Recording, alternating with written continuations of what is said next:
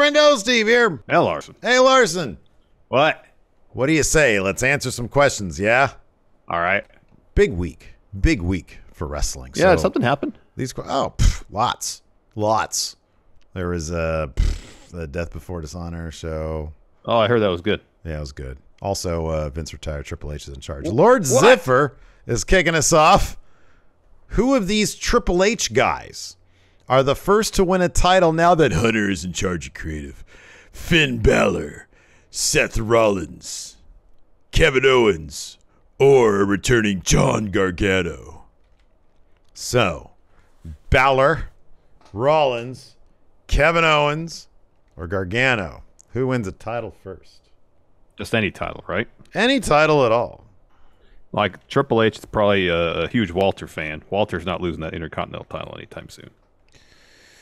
That U.S. title is up for grabs. I feel like that U.S. title's up for grabs. It would be pretty cool if John came back, got a good story, and got that U.S. title. I'm gonna go with I'm gonna say Kevin Owens wins the U.S. title. Okay. I'm gonna say that's a possibility right there, and that's on his way up to being the new guy who takes out the tribal chief. You know, he has a case to be made. That last man standing match, he clearly won against Roman Reigns. Yeah, that's true. Wasn't for all the fiddling with the handcuff there. Let's continue this question though and look at the other side of things. Triple H women. All right, Asuka, Rhea Ripley, and two others. Bianca. Well, he loves Bianca. Already. Bianca's like Bianca's super champion. Yeah. Is there anybody else that Shayna? Oh, Shayna's gonna get an upgrade. Yeah. That shit. Oh, Io Shirai. Assuming she resigns, yeah. So of those four, let's say, I feel like out of the four of them, Shayna's gonna have the biggest turnaround. I think so, and she's on SmackDown, right? Yes. Yeah, she is. Yeah. Because I don't feel like anybody's beaten Bianca for a while. Put what? This is a great idea. Maggie has Shayna and Ronda versus Sasha and Bailey for the women's tag, or Sasha and Naomi for the women's tag titles. That'd be great. I dig that, man. Or I was going to say you have Shayna and Ronda have a feud. You have Shayna win that, come out the end of that, the winner. Yeah. And then Shayna could challenge Liv for the SmackDown Women's title. I like that. I think that's good. Yeah, Shayna's gonna be really. You know who else is gonna be really interesting? Bob Roode. You know, I did a little bit of research because I was doing a Wrestle Juice thing. The last time Bob Roode won a match, a singles match. Yeah. It was, I want to say December of 2021. Wow. Shayna's had one win in like 4 months, I think. And it was like a fluky heel win against Sasha. Yeah, I remember that. Yeah. Wow. Yeah, give me Bob Roode in suits again. Bob Suit. Yeah, absolutely. Cutting promos about tech CEOs sitting ringside. Oh, man, absolutely. And actually make it happen this time. B-Man, Patrick Sparks, with Vince now gone, what are the chances we could possibly now get more crossover between WWE and other promotions? Which would be the first you would like to see? I'd still say minimal chances of it happening. Oh, that's not going to happen. You want to. The thing is, like, and I think it's not a terrible philosophy. Is WWE wants to consider themselves. They want to project themselves as bigger than everybody.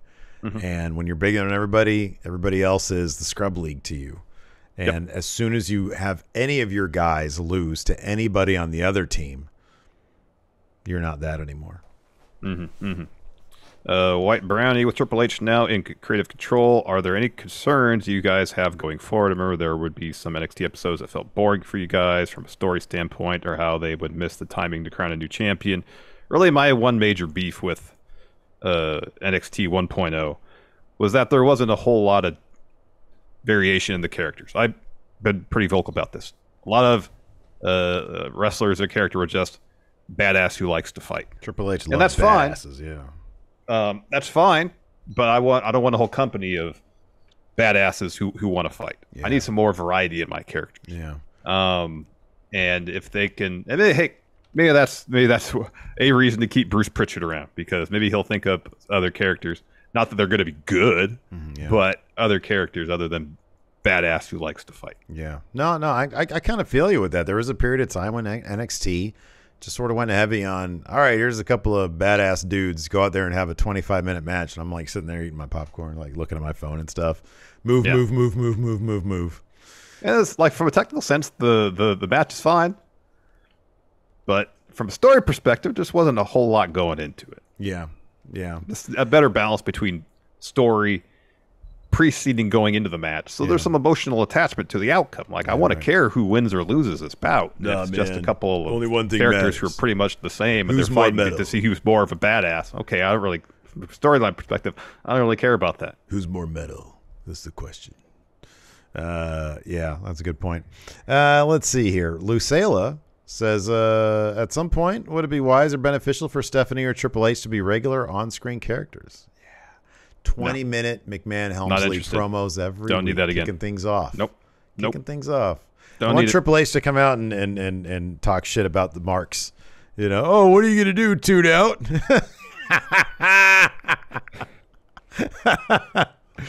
You know what? I would actually like Triple H and Stephanie to have the same sort of presence as he did with NXT, which is every once in a while for a big event, come out and introduce it. You know? Yeah, get the crowd hyped for it. Yeah, absolutely. Yeah. Let's see here. Colombian says, will Triple H move quickly with the changes to creative, or will it be a slow phasing out of current storylines and everything we've come to know? How swift does he drop the hammer, and will it impact Summer? I think SummerSlam's going to go off maybe with some details. Like, I think that we're not going to see Ciampa get chumped out. In the build to SummerSlam. Watch, I say that, and tonight he's going to be like pantsed by Logan Paul. Yeah. But then that could be the thing that actually motivates him. Like, if he gets chumped out tonight, that can be the thing that motivates him to turn on Miz eventually. Listen, Tom, I've got a great idea, Tom. Here's the Logan Paul on his what is that pod? What is his pod show called? Impulsive. Listen, he's gonna pull down your pants. You get like a little grubworm dick right there, and it's TV 14 now. We can show little dicks. Hart asked, do you think the difference in creative will be night and day compared to before, or will it be far more subtle? I think it'll be more subtle, especially early on. Yeah. Let's see here. Cameron says, of all the free agents available right now, who does Triple H try to hire the most? Who's a free agent anymore? Well, there's Gargano. I think he'd probably be tops. You think so? Yeah, I think so. Come on, Gargano. Yeah, that's a pretty big deal. Do we ever hear anything about what Triple H and if Triple H and Bray Wyatt got together or got along rather? Got together. I don't know. I don't know anything about that. Hey, Wyndham, Dad's gone. I'm gonna make a new championship for you. Do what you want with it. Let's see here. Brian Saber, now with Triple H in charge of creative, which superstars would you like to get more of a push who under Vince normally wouldn't? We kind of have already answered that, but let's go the opposite way. Who should be worried right now, Larson? Besides The Miz. Now, if Austin Theory hadn't been a part of the way in NXT, I would probably say him. I agree. But I think Triple H probably thinks highly of him as a performer. He knows he can get more out of him. Yeah, so I would actually think Theory would probably be encouraged by the news of Triple H. Yeah. Taking over creative. Corbin? You think Corbin should be worried? No, I don't think so. You think Corbin's going to go back to being metal? No, well, maybe eventually, but I hope. I don't think he should grow his hair back again. Unless it's to be bum ass Corbin. Hey, listen, hair then plugs. I'd be fine with it. I'll shoot you to the moon if you get transplant. It's not plugs anymore; it's a transplant. Let's see who's on the roster. Let's Used to be plugs. Do you think Ezekiel should be worried? I think Elias was treated pretty good in NXT. I think so too. I think Triple H said something like Elias was the kind of guy who's made for main roster. Yeah. That's why he wasn't there very long. Ideally, there really shouldn't be anybody who should feel concerned. I would hope that, given how Vince would maybe push someone or give someone a storyline for a minute or two and then they'd be off TV for months at a time, I would think in a lot of ways as a performer, that's like the worst possible scenario where I work for this place, sure, I get my paycheck because I'm showing up to work, but I'm not doing anything. I'm just sitting around, not doing anything. And if Triple H comes in and I would think you're at least hopeful. Well, maybe I'll be involved. Hey, here's a name. White Brownie brings him up. Rick Boogs. Rick Boogs was in NXT. He was forever and never, almost never on TV. That dude was never on TV, and he's not a particularly good in-ring guy. No. I don't know. Like, we were always we were like, why is this guy never on TV? Back when he was in NXT, because he has all the charisma.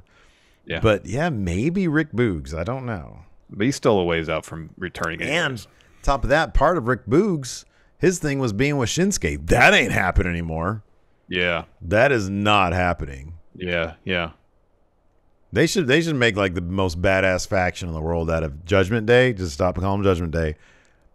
Ciampa and Nakamura. That'd be cool. Have them run roughshod. Mm-hmm. Oh, that'd be be a real threat instead of just not be a threat. Right, exactly. Let's see here. Max Friends says, who had Triple H heading creative for Cody Rhodes in 2022? Should Cody be concerned now, or is Triple H all about Cody? No, I think Triple H is all about Cody at this point. Cody was a walking tribute to Triple H. There's no way Triple H doesn't love Cody. Yep. I love what you did with the sledgehammer. You're trying to grab the story by the balls, Cody, and I love that about you. Greg Morris here asks, it seems to be becoming more evident that Tony can't do everything himself. If what Gresham said is true, it doesn't look good. It'd also be for the same things people give Vince shit for. Yeah, it seems like Tony Khan may, if he's too busy to communicate to his talent, then there needs to be a reevaluation of how he communicates to both his talent and how he communicates to his talent relations department. Yep. And if he's not in a position to be able to communicate directly with talent, then there needs to be a better system between him, talent relations, and the talent, so concerns can be addressed. People, whether Tony or someone in talent relations or producers, are approachable. That needs to change, because that seems, like a lot of the people whose contracts didn't get re-upped with AEW, pretty much all of them said communication was an issue there. Yeah, I know. And that, I would imagine that'd be frustrating as all hell. The funny thing about this Vince thing is that there's literally one person who seemingly has expressed displeasure at Vince being gone, is Brock. And that's it. Like, literally, the reporting is everybody is happy about this. And that says something, and that's something that Tony Khan needs to pay attention to. Yep. Because, you need to be able to communicate to your people. Anthony Tobias says, Mandy Rose has said she wants to come back to main roster. That's true. She had an interview recently. Yep. Does she come back with Toxic Attraction or solo? She should bring up Toxic Attraction. Hell yeah, dude. All three of them. Absolutely. They're main roster ready. Luis says, I've already asked Steve this, but Larson, what is the funniest moment in wrestling that wasn't supposed to be funny? Oh, wow. I'm Put me on the spot. I'm surprised this doesn't just, because for me it was like, oh, it's this. Oh, really? Oh, yeah.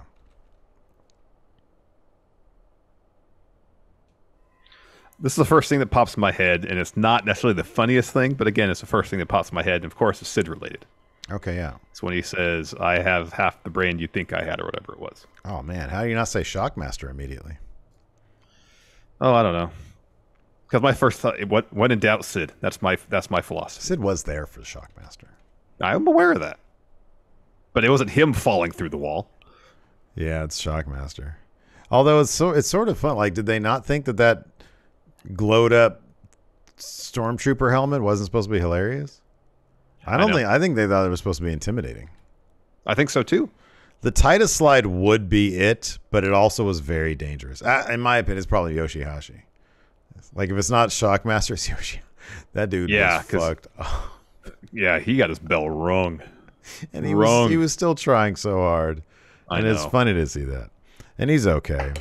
All right. Anyways, that's going to do it for questions. Thanks, everybody, for tuning in. We appreciate it. Till next time, we'll talk to you later. Goodbye.